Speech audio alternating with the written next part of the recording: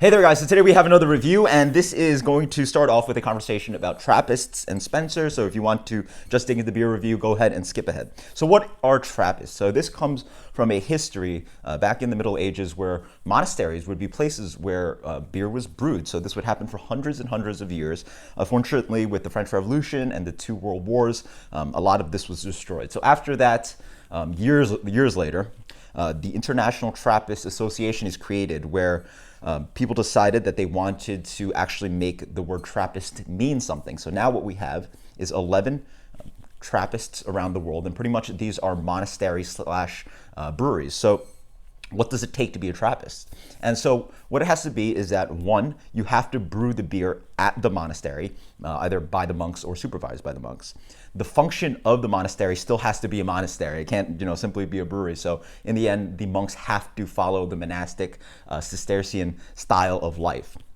And then number three, the profits made off this beer still must go back to the monastery, as in it can't be a for-profit operation. The brewing of beer must still be for the purpose of keeping up a monastery and that lifestyle. So really interesting history. And then what we have here is Spencer, which is the only American Trappist. They're up in Massachusetts. They opened about 4 years ago. And what we have here is their Spencer Trappist Ale.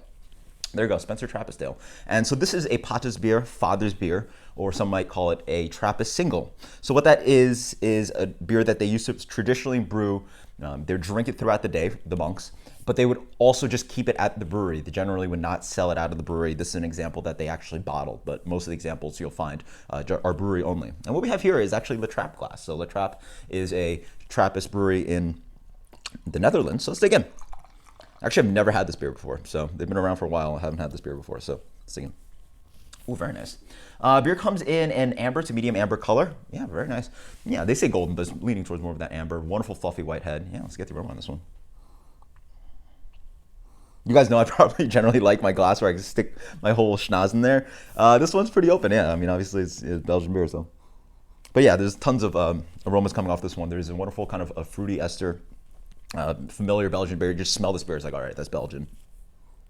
It's a little bit orangey. There's hints of like spice and herbs in there, maybe some pepper. It's generally quite sweet. It has a little bit of this kind of like grainy kind of sweetness to it. A nice like, even like leaning towards a biscuity kind of sweetness. But yeah, a little bit of banana in there. Some really interesting flavors. Cheers.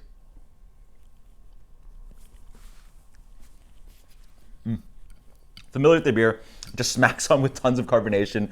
If you're not familiar with drinking Belgian beer, it's that familiar carbonation that is just always quite lively.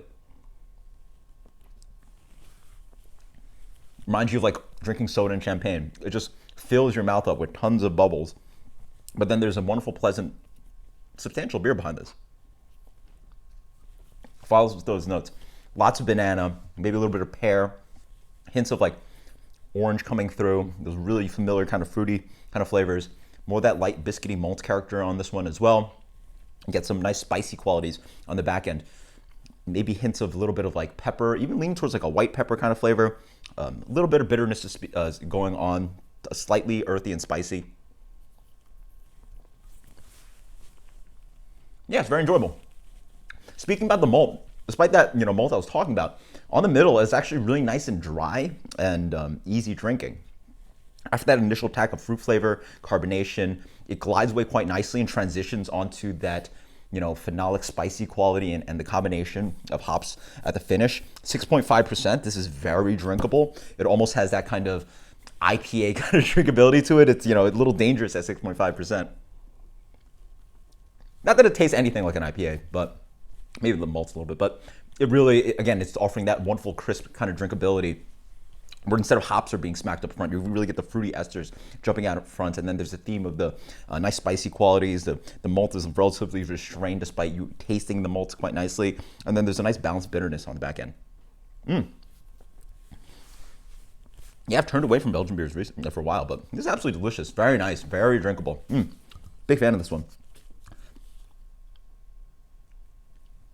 It's actually hard to rate because I actually haven't rated a Belgian beer like this in a long time, but I very much enjoy it. It's very, very good beer. This is fantastic. 94.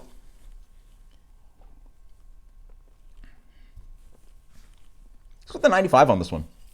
95. This is fantastic. This is great beer. Very unfortunate that I've never had this beer before. This is fantastic. So let me know if you've had any of the Trappist beers before, or Spencer Trappist at least. And then list below what your favorite Trappist beer is. So absolutely fantastic. Definitely check them out. Until next time, guys. Cheers. Later.